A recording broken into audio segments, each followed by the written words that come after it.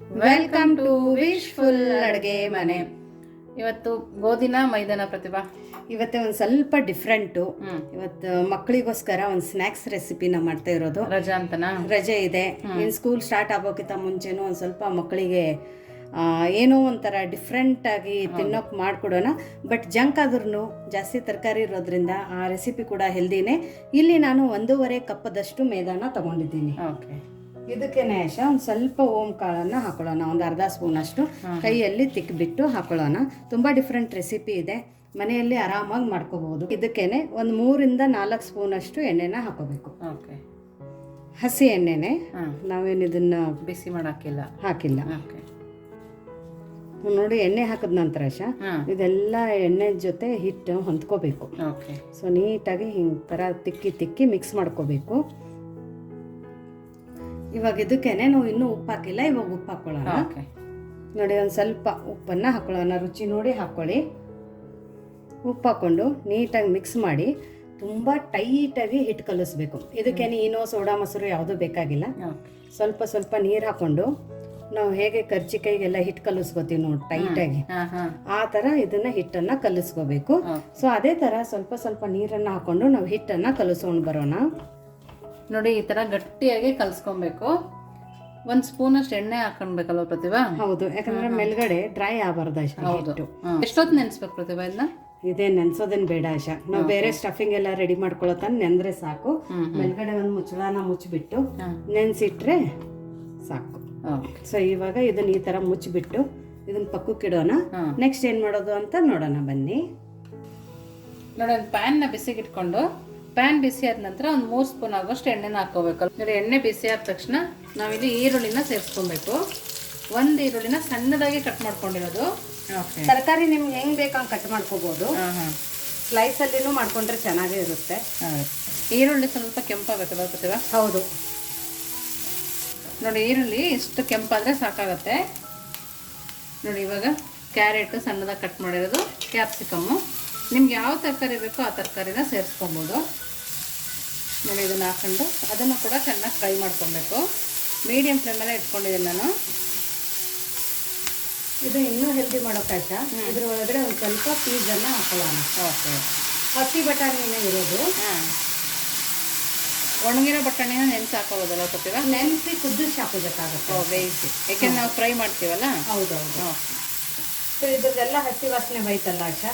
ಇವಾಗ ಫ್ಲೇಮ್ ಅನ್ನ ಲೋಲ್ ಮಾಡ್ಕೊಂಡು ಇದ್ರ ಒಳಗಡೆ ಮಸಾಲೆನ ಯಾವ್ದು ಹಾಕೋದು ಅಂತ ನೋಡೋಣ. ಅದಕ್ಕಿಂತ ಮುಂಚೆ ಇದ್ರ ಒಳಗಡೆ ಒಂದು ಸ್ವಲ್ಪ ಶುಂಠಿ ಬೆಳ್ಳುಳ್ಳಿ ಪೇಸ್ಟ್ ಹಾಕೋಬೇಕು. ನೋಡಿ, ಶುಂಠಿ ಬೆಳ್ಳುಳ್ಳಿ ಪೇಸ್ಟ್ ಹಾಕಿ ಅದರ ಹಸಿ ವಾಸನೆ ಹೋಗೋ ತನಕ ನಾವು ಫ್ರೈ ಮಾಡ್ಕೋಬೇಕು. ನೋಡಿ, ಶುಂಠಿ ಬೆಳ್ಳುಳ್ಳಿದು ಹಸಿ ವಾಸನೆ ಹೋಗಿದೆ. ಇವಾಗ ಫ್ಲೇಮ್ ಅನ್ನ ಲೋಲ್ ಇಟ್ಕೊಂಡು ಇದ್ರ ಒಳಗಡೆ ಮಸಾಲೆಗಳನ್ನ ಹಾಕೊಳ್ಳೋಣ. ನೋಡಿ, ಇಲ್ಲಿ ಬೇಯಿಸಿರೋದು ಆಲೂಗಡ್ಡೆ ಇದೆ. 3 ಆಲೂಗಡ್ಡೆನ ನಾನು ತಗೊಂಡಿದ್ದೀನಿ. ತುಂಬ ಸಾಫ್ಟಾಗಿ ಬೇಯಿಸ್ಬೇಕು. ಸೊ ಕೈಯಲ್ಲಿನೇ ಸ್ಮ್ಯಾಶ್ ಆಗ್ತಾ ಇದೆ ನೋಡಿ. ಹೌದು, ತುರಿದ್ಬಿಟ್ಟು ಹಾಕೋಬೇಕಂತೇನಿಲ್ಲ.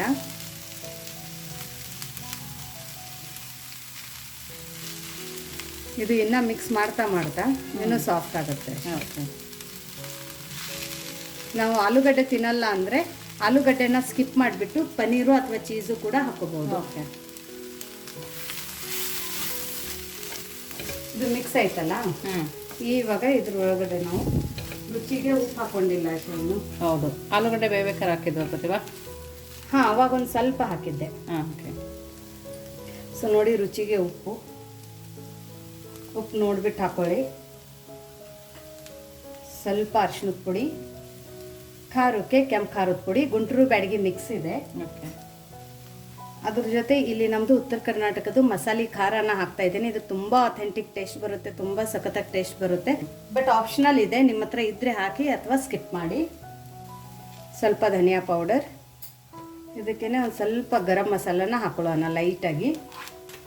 ಸ್ವಲ್ಪ ಆಮ್ಚೂರ್ ಪೌಡರನ್ನು ಹಾಕೊಳ್ಳೋಣ. ಆಮ್ಚೂರ್ ಪೌಡರ್ ಇಲ್ಲ ಅಂದರೆ ಲಿಂಬೆ ರಸನ ಹಿಂಡ್ಕೊಳ್ಳಿ. ಇಷ್ಟೆಲ್ಲ ಮಸಾಲ ಹಾಕುವಾಗ ಲೋ ಫ್ಲೇಮಲ್ಲಿ ಇಟ್ಕೊಬೇಕಲ್ಲ ಪ್ರತಿಭಾ? ಹೌದು, ಫುಲ್ ಲೋ ಫ್ಲೇಮಲ್ಲಿ. ಇದೇನಾಗುತ್ತೆ ಅಷ್ಟೇ, ಇವಾಗ ಇದು ಬರೀ ಹುಳಿ ಖಾರ ಮಿಕ್ಸ್ ಐತಲ್ಲ. ಸೊ ಇದಕ್ಕೆ ಇನ್ನೊಂದು ಸ್ವಲ್ಪ ಟೇಸ್ಟನ್ನು ಎನ್ಹಾನ್ಸ್ ಮಾಡೋಕ್ಕೆ ಇದ್ರೊಳಗಡೆ ಒಂದು ಸ್ವಲ್ಪ ಸಕ್ಕರೆನ ಹಾಕೋಬೇಕು ನಾವು. ಅದಕ್ಕೆ ತುಂಬ ಅದು ಟೇಸ್ಟ್ ಮೇಕರ್ ಆಗಿ ಕೆಲಸ ಮಾಡುತ್ತೆ. ತುಂಬ ಸಖತ್ ಟೇಸ್ಟ್ ಬರುತ್ತೆ ಅದಕ್ಕೆ. ಓಕೆ. ಸೊ ಸೊ ನೋಡಿ ಇವಾಗ ಇದು ಮಿಕ್ಸ್ ಆಯ್ತಲ್ಲ, ಇದಕ್ಕೆ ಒಂದು ಸ್ವಲ್ಪ ಸಕ್ಕರೆನ ಹಾಕೊಳ್ಳೋಣ. ಸಕ್ಕರೆ ಹಾಕೊಂಡ ನಂತರ ಸ್ವಲ್ಪ ಕೊತ್ತಂಬರಿ ಸೊಪ್ಪು ಸಣ್ಣದಾಗಿ ಕಟ್ ಮಾಡ್ಕೊಬೇಕು. ಹೌದು. ಇವಾಗ ಅಷ್ಟೇ ಇಷ್ಟೆಲ್ಲ ಹಾಕಿದ ನಂತರ ಎಣ್ಣೆ ಕಮ್ಮಿ ಹಾಕಿದ್ವಲ್ಲ, ಒಂದು ಸ್ವಲ್ಪ ಡ್ರೈ ಅನ್ನಿಸುತ್ತೆ. ಮತ್ತೆ ಮಸಾಲೆ ಎಲ್ಲ ಆಲೂಗಡ್ಡೆ ಜೊತೆ ಹೊಂದ್ಕೋಬೇಕಂದ್ರೆ ಒಂದು ಸ್ವಲ್ಪ ನೀರನ್ನು ಚಿಮ್ರಿಸ್ಬೇಕು. ಸ್ವಲ್ಪನೇ, ಸುಮ್ಮನೆ ಒಂದು ಇಷ್ಟೇ, ಒಂದು ಹಿಡಿ ಅಷ್ಟೇ ಹಾಕೊಂಡ್ಬಿಟ್ಟು ಇದನ್ನು ನೀಟಾಗಿ ನಾವು ಮಿಕ್ಸ್ ಮಾಡ್ಕೋಬೇಕು. ಫ್ಲೇಮನ್ನು ಇವಾಗ ಆಫ್ ಮಾಡ್ಕೊಳ್ಳೋಣ. ಸೊ ನೋಡಿ ಇವಾಗ ಇದು ಸ್ಟಫಿಂಗ್ ರೆಡಿ ಆಗಿದೆ. ಇದನ್ನು ಪಕ್ಕಕ್ಕಿಡೋಣ. ಪಕ್ಕಕ್ಕಿಟ್ಟು ನೆಕ್ಸ್ಟ್ ಏನು ಮಾಡೋದು ಅಂತ ನೋಡೋಣ ಬನ್ನಿ. ನೋಡಿ ಇಲ್ಲಿ 3 ಸ್ಪೂನಷ್ಟು ಮೈದಾನ ತಗೊಂಡಿರೋದು. ನೀವು ಮೈದಾ ಬದಲಾಗಿ ಇಲ್ಲಿ ಇವಾಗ ಕಾರ್ನ್ಫ್ಲವರ್ ಕೂಡ ನೀವು ತಗೋಬಹುದು. ಕಾರ್ನ್ಫ್ಲವರಿಂದನೂ ತುಂಬ ಚೆನ್ನಾಗಿ ಟೇಸ್ಟ್ ಬರುತ್ತೆ. ಅದ್ರ ಜೊತೆ ಇದ್ರ ಒಳಗಡೆ ಒಂದು ಸ್ವಲ್ಪ ನೀರನ್ನು ಹಾಕೊಳ್ಳೋದು. ನೀರನ್ನು ಹಾಕೊಂಡು ಇದ್ರದ್ದು ತಿನ್ನಾಗಿ ಒಂದು ಪೇಸ್ಟನ್ನು ಮಾಡಬೇಕು. ತುಂಬ ತಿಕ್ಕು ಇರಬಾರ್ದು, ತುಂಬ ತಿನ್ನೂ ಇರಬಾರ್ದು. ಸೊ ಆ ಥರ ಇಲ್ಲೊಂದು ಪೇಸ್ಟನ್ನು ಮಾಡ್ಕೋಬೇಕು.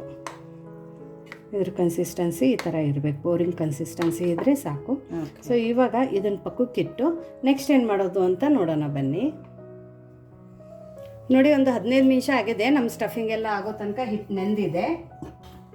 ಇವಾಗ ಇದನ್ನು ಒಂದು ಸರ್ತಿ ನಾವು ಈ ಥರ ಮಿತ್ಕೋಬೇಕು.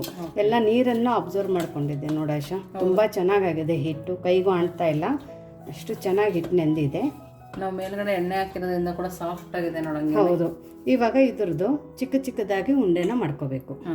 ನೀವು ಹೆಂಗೆ ಚಪಾತಿಗೆ ಪರಾಟಕ್ಕೆ ಉಂಡೆಗಳನ್ನ ತಗೋತೀರಾ ಆ ಥರ ಉಂಡೆಗಳನ್ನ ಮಾಡ್ಕೋಬೇಕು. ನೋಡಿ ಈ ಥರ ಉಂಡೆನ ತಗೊಂಡು ಇವಾಗ ಇದನ್ನ ಲಟ್ಸೋಣ. ನೋಡಿ ಒಂದು ಸ್ವಲ್ಪ ಮೈದಾ ಹಿಟ್ಟನ್ನು ಉದುರಿಸ್ಬಿಟ್ಟು ಇದನ್ನ ತುಂಬಾ ಥಿನ್ನಾಗಿ ಚಪಾತಿ ತರ ಹರ್ಕೊಂಡು ಬರಬೇಕು ಅಷ್ಟೇ. ಹೌದು, ತುಂಬಾ ಸಣ್ಣಗಿರ್ಬೇಕಲ್ಲ. ಹೌದು, ತುಂಬಾ ಸಣ್ಣ ತೆಳುವಾಗಿ ಲಟ್ಟಿಸ್ಕೊಂಡು ಬರಬೇಕು.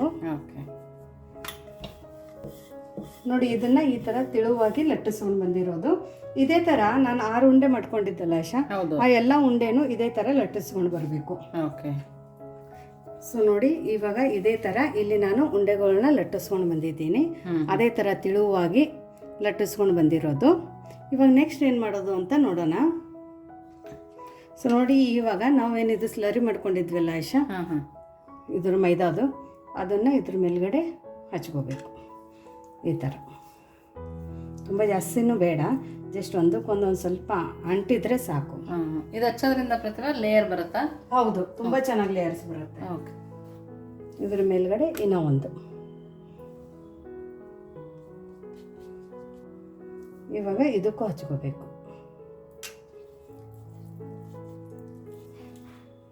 ಈ ಥರ ಸ್ನ್ಯಾಕ್ಸ್ ತಿನ್ನೋಕೆ ಇವಾಗ ಬೇಕರಿಗೆ ಹೋಗ್ಬೇಕಂತೇನಿಲ್ಲ ಆಶಾ. ಹೌದು. ಸೊ ನೋಡಿ ನಾನು ಬರೀ ಇಲ್ಲಿ 2 ಲೇಯರ್ ಚಪಾತಿಗೆ ಹಚ್ಚಿದ್ದೀನಿ, ಮೇಲ್ಗಡೆ ಲೇಯರ್ಗೆ ಹಚ್ಕೋಬಾರ್ದು. ಸೊ ಇದೊಂದು ಸ್ವಲ್ಪ ಈ ಥರ ಪ್ರೆಸ್ ಮಾಡಿಬಿಟ್ಟು ಒಂದು ಸರ್ತಿ ಲಟ್ಟಿಸ್ಬಿಡ್ಬೇಕು ಹಂಗೆ ತೆಳುವಾಗಿ. ಸುಮ್ಮನೆ ಲೈಟಾಗಿ ಒಂದಕ್ಕೊಂದು ಅಂಟ್ಕೊಳ್ಳಿ ಅಂತೇಳಿ ಈ ಥರ ಕೈ ಆಡಿಸ್ಬೇಕಷ್ಟೆ. ಸೊ ನೋಡಿ ಇವಾಗ ಇದನ್ನು ಈ ಥರ ಕಟ್ ಮಾಡ್ಕೋಬೇಕು ಈ ಥರ. ಆಮೇಲೆ ಮಧ್ಯದಲ್ಲಿ ಒಂದೇ ಒಂದು ಕಟ್ಟು, ಜಾಸ್ತಿ ಹಾಕೋಬಾರ್ದು. ಇವಾಗ ನೋಡಿ ನಾವೇನು ಸ್ಟಫಿಂಗ್ ಮಾಡ್ಕೊಂಡಿದ್ವಲ್ಲ, ಆ ಸ್ಟಫಿಂಗನ್ನು ಸೆಂಟ್ರಲ್ಲಿ ಈ ಥರ ಇಟ್ಕೊಂಡು ಬಿಡ್ಬೇಕು ಅಷ್ಟೇ. ನೋಡಿ ಈ ಥರ ಸ್ಟಫಿಂಗನ್ನು ಇಟ್ಕೊಂಡಿರೋದು. ಇವಾಗ ಇದು ಎಜ್ ಇದೆಯಲ್ಲ, ಅಲ್ಲಿ ಇನ್ನೂ ಚೆನ್ನಾಗಿ ಅಂಟಬೇಕಂತೇಳಿ ಈ ಎಜ್ಜಿಗೆ ಒಂದು ಸ್ವಲ್ಪ ಮೈದಾದೇನು ನಾವು ಸ್ಲರಿ ಇಟ್ಟಿದ್ವಲ್ಲ ಅದನ್ನು ಹಚ್ಕೋಬೇಕು ಹಿಂಗೆ ಎಜ್ಜೆಸಕ್ಕೆ ಒಂದು ಸ್ವಲ್ಪ ಲೈಟಾಗಿ, ಅವಾಗ ಅಂಟುತ್ತೆ ಅದು. ಇವಾಗ ಇದನ್ನು ಈ ಥರ ಫೋಲ್ಡ್ ಮಾಡಬೇಕು. ಫೋಲ್ಡ್ ಮಾಡಿ ಒಂದ್ಸರಿ ಪ್ರೆಸ್ ಮಾಡಬೇಕಾ ಪ್ರತಿಭಾ? ಹೌದು, ಈ ಥರ. ಸೊ ನೋಡಿ ಇದನ್ನು ಈ ಥರ ಲೈಟಾಗಿ ಪ್ರೆಸ್ ಮಾಡಿ, ತುಂಬ ಜಾಸ್ತಿನೂ ಬೇಡ, ಮಧ್ಯದಲ್ಲಿ ಎಜ್ಜಸ್ ಬಿಟ್ಟು ನೋಡಿ ಈ ಏನು ಲೇಯರ್ಸ್ ಇದಾವಲ್ಲ ಅದ್ರ ಮೇಲ್ಗಡೆ ನಾವು ಪ್ರೆಷರ್ ಹಾಕಬಾರ್ದು. ಈ ಥರ ಇದೊಂದು ಸ್ವಲ್ಪ ಬಂದ್ರೂ ಏನು ತೊಂದರೆ ಇಲ್ಲ. ಈ ಲೇಯರ್ಸ್ ನೋಡಿ ಲೇಯರ್ ಕಾಣ್ತಾ ಇದೆ ನೋಡಿ, ಈ ಥರ ರೆಡಿಯಾಗಿದೆ. ಸೊ ನೋಡಿ ಎಲ್ಲದನ್ನು ಇದೇ ಥರ ಮಾಡ್ಕೊಂಡು ಬಂದಿರೋದು. ಇವಾಗ ಈಗ ಮುಂದೆ ಏನು ಮಾಡೋದು ಅಂತ ನೋಡೋಣ ಬನ್ನಿ. ನೋಡಿ ಎಣ್ಣೆ ಬಿಸಿ ಮಾಡ್ಕೊಳಕ್ಕೆ ಇಟ್ಕೊಂಡಿರೋದು. ಇಲ್ಲೊಂದು ಸ್ವಲ್ಪ ಹಿಟ್ಟಿಂದು ಗುಳೆನ ಒಗೆಯೋಣ. ಸೊ ಸ್ವಲ್ಪ ಲೈಟಾಗಿ ಮೇಲೆ ಬರ್ತಾ ಇದೆಯಲ್ಲ, ಅಷ್ಟು ಎಣ್ಣೆ ಮಾತ್ರ ಕಾಯಬೇಕು. ಜಾಸ್ತಿ ಎಣ್ಣೆ ಕಾಯಿದ್ರೆ ಡೈರೆಕ್ಟಾಗಿ ಬ್ರೌನ್ ಆಗುತ್ತೆ. ಸೊ ಒಳಗಡೆ ತನಕ ನಮ್ಮದು ಲೇಯರ್ಸ್ ಬಿಟ್ಕೊಳ್ಳಲ್ಲ. ಸೊ ಹಾಗಾಗಿ ಇವಾಗ ನಾವು ಮಾಡ್ಕೊಂಡಿರೋಂಥ ಪಫನ್ನು ಇದ್ರೊಳಗಡೆ ಬಿಡೋಣ. ಓವನ್ ಇದ್ದರೆ ಓವನಲ್ಲಿ ಕೂಡ ಮಾಡ್ಕೋಬೋದು. ಹೌದು ನೋಡಿ, ಹಾಕಿದ ತಕ್ಷಣ ಫ್ಲೇಮನ್ನು ಮಾತ್ರ ಫುಲ್ ಮೀಡಿಯಮ್ ಫ್ಲೇಮಲ್ಲಿ ಇಟ್ಕೊಳ್ಳಿ. ನಿಧಾನಕ್ಕೆ ಮೇಲೆ ಬರಬೇಕದು. ಹಾಕಿದ ತಕ್ಷಣ ಕೈ ಆಡಿಸ್ಬಾರ್ದ?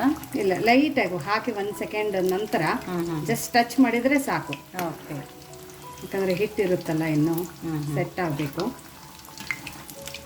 ಇದ್ರ ಒಳಗಡೆ ಎಷ್ಟು ಹಿಡಿಯುತ್ತೆ ಅಷ್ಟು ಹಾಕೋಬೋದು. ನೋಡಿ, ನಾನು ಇನ್ನೊಂದು ಹಾಕೋತೀನಿ.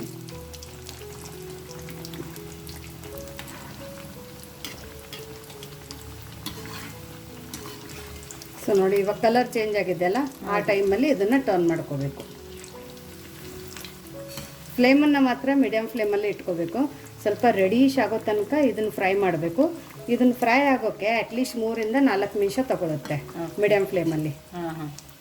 ಇಲ್ಲ ಅಂದರೆ ನೀವು ಫಾಸ್ಟ್ ಅಂದರೆ ಹೈ ಫ್ಲೇಮಲ್ಲಿ ಬೇಯಿಸಿದ್ರೆ ಮೇಲ್ಗಡೆ ಬೇಯ್ದಿರುತ್ತೆ, ಒಳಗಡೆ ಹಸಿ ಹಂಗಂಗೆ ಇರುತ್ತೆ.